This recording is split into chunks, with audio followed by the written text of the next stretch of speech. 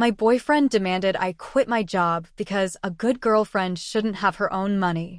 When I refused, he canceled my credit cards behind my back and sneered, "Let's see how independent you are now." His friends laughed as I pulled out my phone and said, "Then let's see how fast this relationship ends." I met Alex during my junior year at the University of Chicago. He was a senior, majoring in economics, and had a charismatic presence that drew people in. Our relationship progressed quickly, and by the time I graduated, we were inseparable. After graduation, I secured a position at a marketing firm in downtown Chicago. The job was demanding but fulfilling. I was proud of my financial independence and the career path I was carving out for myself. Alex had a different perspective. He often expressed traditional views about relationships, emphasizing that a woman's primary role should be to support her partner. Initially, I dismissed these comments, attributing them to his upbringing. One evening, while we were dining at a cozy restaurant in Lincoln Park, he broached the subject more directly. "Have you ever thought about quitting your job?" he asked casually. I looked up, surprised. "Why would I do that? I enjoy my work." He leaned in, his expression serious. "I just think that in a relationship, it's better when one person focuses on the home. A good girlfriend doesn't need her own money. It complicates things." I felt a surge of frustration. "Alex, my career is important to me. It's part of who I am." He sighed, clearly displeased, but dropped the subject. A week later, I was shopping on the Magnificent Mile when my credit card was declined. Embarrassed, I used another card and immediately contacted my bank. They informed me that Alex had canceled my cards, citing financial consolidation. Furious, I confronted him that evening. "Why did you cancel my credit cards without telling me?" I demanded. He smirked, a condescending glint in his eyes. "Let's see how independent you are now." His friends, who were over for a game night, chuckled. I felt humiliated and betrayed. Without hesitation, I pulled out my phone. "Then let's see how fast this relationship ends." I packed my belongings that night and moved in with my friend, Sarah, who lived in Wicker Park. She provided the support I needed during this tumultuous time. Determined to regain control over my life, I took several steps. 1. Financial independence. I opened new bank accounts and ensured Alex had no access to them. I also set up alerts for any unauthorized activity. 2. Legal consultation. I sought legal advice to understand my rights and protect myself from further financial manipulation. 3. Therapy. I began attending therapy sessions to process the emotional abuse and rebuild my self-esteem. 4. Support network. I leaned heavily on friends and family, realizing the importance of a strong support system. Months passed, and I thrived both personally and professionally. I even received a promotion at work.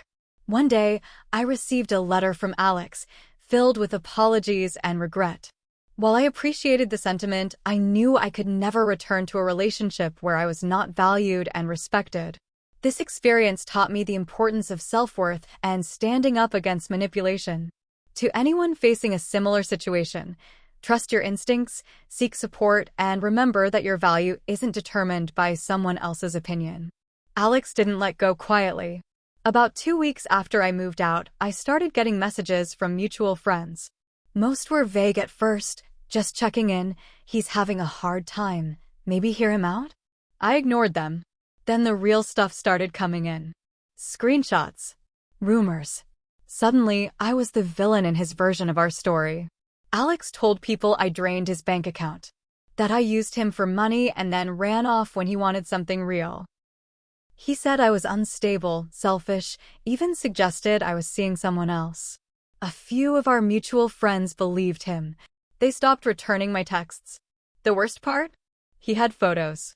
Screenshots of my texts from months ago, taken out of context. A message I sent venting about work. Another where I said I wished I could quit and just breathe. He twisted those into proof that I'd planned to mooch off him all along. I found out when someone I barely knew, an old classmate I hadn't spoken to in years, sent me a DM saying, "Wow, didn't know you were like that." My stomach dropped. I called Sarah, shaking. "He's destroying my name." She was furious. You need to fight back. I wasn't the type to air dirty laundry, but I couldn't just sit back. I wrote a long, clear post online, no dragging, just the truth. I detailed what happened, the controlling comments, the canceled cards, the game night humiliation. I left out names but made it clear I wouldn't be silenced. The post went viral. I didn't expect that. Thousands of shares. Messages from strangers thanking me for speaking up. People shared their own stories. And then something wild happened. His ex-girlfriend messaged me. She said, "I saw your post. I believe you." He did the same to me. We met for coffee in Hyde Park. Her name was Michelle, and she looked like someone who'd had to pull herself out of something dark. She told me about how he'd pressured her to move in, then slowly chipped away at her independence. She said he canceled her gym membership without asking, monitored her social media, claimed it was for her safety. She showed me texts, screenshots, voice notes. Same tactics, same smug tone. Same threats disguised as love. I sat there numb. It was a pattern. Later that week, I got a call from my HR department. They were concerned. Someone had emailed them claiming I was misusing company funds. Fake name, fake email, but they traced the IP. It came from Alex's apartment. That was the last straw. I gathered everything. Michelle's texts. The social media post. HR's findings. I went back to the lawyer I'd seen before. She looked through it all and said, "You have a case." Alex didn't know it yet, but things were about to get very real. A few days after talking to my lawyer, things got weird again, like, disturbing weird. My landlord called and said someone had been snooping around my old apartment. A guy pretending to be my husband came by asking if I'd left anything behind and tried to get access to the place. He said he was helping me move back in. Luckily, my landlord's not an idiot. He refused and called me immediately. I asked if the guy left a name. He hadn't. But the way he described him? It was Alex. Right down to the beige coat he always wore and that smug way of talking like everyone else is wasting his time. I was rattled. I hadn't even told Alex where I moved after staying at Sarah's. He wasn't supposed to know. But clearly he did. Then, Sarah found a note slipped under her door one night. No envelope, no name. Just, "She always runs. She'll come back." They always come back. That's when we knew he was watching us. I went to the police. They took the report, but they didn't seem too interested. No physical threat, no crime committed, yet. "He's just trying to scare you," the officer said, as if that was supposed to help. I installed security cameras. Changed my routines. Told work what was going on. And then I got a voicemail. It was from an unknown number, but the voice was unmistakable. Alex. He didn't say anything threatening, he was too careful for that. He just said he forgave me, that he was willing to work through this, and ended with, "You'll regret letting lawyers get involved." That's when I realized this wasn't just about control anymore. It was about revenge.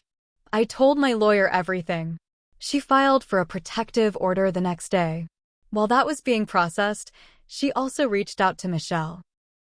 Together, they were building a civil harassment case.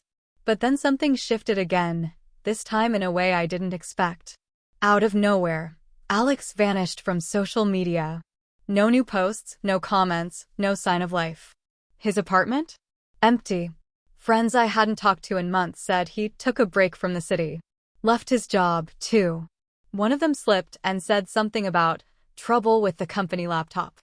I didn't ask for details, but I noted it. A week later, I got an email from a guy named Jesse. He said he used to work with Alex. Apparently, Alex had been under internal investigation for months at his job. Something about unauthorized access to financial records. When Jesse saw the viral post and then read Michelle's comments, he realized Alex's issues didn't stop at relationships. He had control issues with everything. Jesse offered to write a formal statement for my lawyer. He also said others were willing to do the same. So now we had a pattern of abuse, possible financial crimes, and someone who'd disappeared just as everything was catching up to him. I thought I'd feel safer. But I didn't. Because a few nights ago, I found something taped to my new apartment door. A photo. It was of me, taken from across the street. I was on my phone, outside the coffee shop I go to every morning. On the back, in his handwriting, "You look happy. Let's fix that." No name, no return address. Just a message. He might have disappeared from the internet, but he hadn't disappeared from my life. Not yet. I couldn't sleep after finding that photo. I moved the cameras. Upgraded them. Got a bat by my door. I carried pepper spray everywhere. I looked over my shoulder constantly.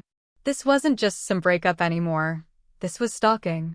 The next morning, I went straight to the police again. This time, I had the photo. This time, they paid attention. The officer looked at it and said, "This changes things." They started taking it seriously. But the worst part? I was starting to doubt myself. Not about him, I knew he was dangerous. But about how I handled it. I didn't go to the police soon enough. I stayed in that relationship too long. I wanted to believe people could change, that maybe I had misunderstood something. I saw the red flags, and I waited anyway. But now there was no time to drown in regret. This wasn't about the past anymore. This was survival. Then, out of nowhere, Michelle messaged me again. She said, "You should sit down. I just heard from someone who saw him. He wasn't in hiding. He was in Indianapolis." Her co-worker had spotted him there, working under a fake name at some startup. Same face. Same voice. Different identity. I sent this to my lawyer. She looped in a private investigator. 2 weeks later, we had confirmation. He was using a cousin's documents. He'd left Chicago to avoid being served in multiple legal cases. Mine, Michelle's, and apparently 2 other women who saw my viral post and came forward. We pressed charges. The police worked with authorities in Indiana. He was arrested for identity fraud, stalking, and cyber harassment. But that wasn't the most satisfying part. The company he worked for found out who he really was. They launched a full audit. Turns out he wasn't just using a fake name, he'd been manipulating payroll, quietly skimming money from bonuses meant for junior staff. It was all unraveling. He was facing jail time, and not just a little. The court granted me and the other women permanent restraining orders. The judge looked straight at him during the hearing and said, "You've left a trail of fear and harm behind you. It ends here." But here's the part no one saw coming. His parents showed up at court. I hadn't seen them in years. They used to love me. His mother came up to me after the hearing, tears in her eyes, and whispered, "I'm so sorry." We knew something was wrong with him. We just didn't know how bad it got. I didn't say anything. I couldn't. What was there to say? Months passed. I started to breathe easier. I moved again, this time out of state. I didn't tell anyone except Sarah. Changed my number. New job. New city. Quiet life. And one night, while I was unpacking, I found something in a box I hadn't opened since Chicago. A letter I wrote to myself during the worst part, when I was staying at Sarah's. I don't remember writing it, but I recognized the handwriting. It said, "Don't forget who you are just because someone else hated your light." That was the part one forgot in all of this. That maybe I made mistakes, yes. I ignored red flags. I trusted the wrong person. But I kept fighting. I got out. I spoke up. I helped others speak up too. That's how I got my power back. Not with revenge. Not with a courtroom win. But by refusing to be silent. And I'll never be silent again.